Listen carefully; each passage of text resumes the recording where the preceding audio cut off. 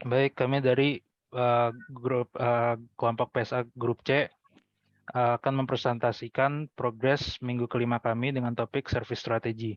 Selanjutnya, perkenalkan anggota kelompok kami yaitu Hilbran Biantoro, Salman Rehan Sinulingga, Muhammad Lutfi Ahmad Kamaludin, Muhammad Rizky Algani, dan Primarisya. Selanjutnya, berikut adalah konten dari presentasi kami terdiri dari 4 poin, yaitu General Insights, Development Opportunities, Prioritization, dan Implementation Plan. Selanjutnya, yang pertama adalah General Insights. Secara umum, proses dari pengiriman kargo udara terdiri dari proses-proses sebagai berikut, yaitu penerimaan barang dari regulated agent yang setelah melakukan screening dilanjutkan dengan operasi di warehouse, lalu dilanjutkan dengan loading kargo ke pesawat, lalu selanjutnya adalah pengiriman kargo pesawat ke bandara tujuan, lalu unloading, dan penyimpanan di warehouse di bandara tujuan. Selanjutnya, berdasarkan asesmen yang telah kami temukan yang dilakukan oleh Asosiasi Logistik Indonesia dan juga Departemen Perhubungan, permasalahan operasional yang ada di industri kargo Indonesia adalah sebagai berikut. Lambatnya proses operasi kargo di bandara, lalu banyaknya proses yang berjalan secara manual dan tidak terotomatisasi yang menyebabkan ongkos pengiriman yang tinggi. Lalu permasalahan selanjutnya adalah menumpuknya barang dikarenakan minimnya informasi jadwal penerbangan pesawat kargo. Selanjutnya, untuk development opportunity, kami memiliki beberapa opsi yang ingin dikembangkan. Yang pertama itu improvement di AI application in warehouse. Penerapan AI dalam melakukan alokasi storage dan palletization. Di sini AI dalam alokasi storage dengan membaca informasi dari barcode yang tertera pada paket atau palet. Dan untuk penerapan AI dalam palletization dengan cara membaca informasi dimensional barang dan melakukan simulasi untuk konfigurasi palet atau ULD, Unit Loading Device. Penerapan AI pada warehouse ini bisa meningkatkan efisiensi waktu dan usaha dalam alokasi storage dan palletization. Selanjutnya, yang kedua ada AI application in ground handling untuk loading cargo. Penerapan AI dalam menentukan konfigurasi yang paling efisien dalam pemuatan palet kargo terhadap weight balance. Penerapan AI dalam menentukan konfigurasi barang atau palet dengan cara melakukan pengolahan data tujuan dari barang, di mana hal ini bisa meningkatkan efisiensi waktu. Penerapan AI dalam weight balance dengan cara melakukan simulasi weight balance dari berat tiap barang atau palet. Hasil simulasi ini akan membantu loadmaster dalam mengambil keputusan. Selanjutnya, RFID tags. Penerapan sistem smart packaging dengan menggunakan RFID tags. Dengan adanya RFID tags, maka akan memungkinkan untuk melakukan monitoring inventory, location tracking, dan tamper control serta security. Next. Berikutnya adalah service prioritization. Dapat dilihat di sini adalah matriks dari service prioritization.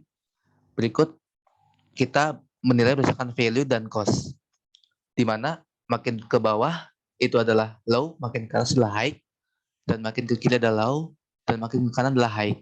Dapat dilihat untuk pengembangan RFID tags, kita mendapatkan value yang tinggi, di mana untuk cost atau effort yang dikembangkan itu low.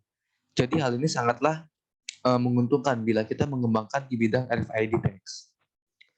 Berikutnya adalah pengembangan AI application in warehouse. Dapat dilihat dalam mengembangkan AI application in warehouse, kita membutuhkan effort atau cost yang tinggi. Namun value yang kita dapat itu sangatlah tinggi. Hal ini masih sebanding dengan cost atau effort yang kita keluarkan. Berikutnya adalah AI application in ground handling di bagian loading cargo. Dapat dilihat di matriks ini untuk pengembangan terhadap AI application in ground handling itu membutuhkan cost atau effort yang sangat besar. Namun value yang didapatkan sangatlah kecil. Hal ini disebabkan pada aplikasi ground handling, terutama di bagian loading cargo, itu sudah ada penanganan oleh loadmaster. Next. Baik, selanjutnya saya akan menjelaskan implementation plan. Berikut adalah alur dari penanganan service yang kami lakukan. Dapat dilihat di slide. Yang pertama itu regulated agent, yang kedua labeling, selanjutnya sortasi, palletization, loading, cargo airborne, setelah itu unloading, storing warehouse, dan cargo pickup. Next. Selanjutnya saya akan menjelaskan secara detail plan yang dilaksanakan. Yang pertama itu regulated agent. Setelah barang melalui proses screening di regulated agent bandara, kargo kemudian diterima di warehouse kami. Selanjutnya masuk ke proses labeling. Pada barang yang akan dikirim, label diberikan sesuai rute pengiriman. Label yang digunakan sudah terintegrasi dengan RFID tags. Nah, selanjutnya akan dilakukan proses sortasi. Barang yang telah diberi label kemudian akan melalui proses sortasi di gudang untuk menentukan posisi penyimpanan, untuk mempermudah dan mempercepat proses palletization kargo. Lalu selanjutnya yaitu proses palletization.